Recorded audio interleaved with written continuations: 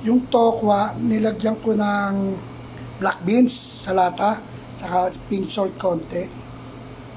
Tapos, bababad ko sa maraming toyo. Yan, babad na babad. Ayos. Para meron akong taure. Yan ang paggawa ng taure. Diba?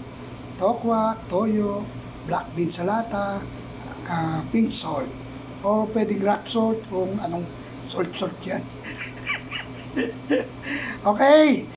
Siyempre, inano ko yan. Kinapchap ko na yan na may kasamang tahol. Kinapchap ko yan para na yung tahol maganda. Ayan, kinapchap ko yan ng box na maliliit. Anong box? Cubes.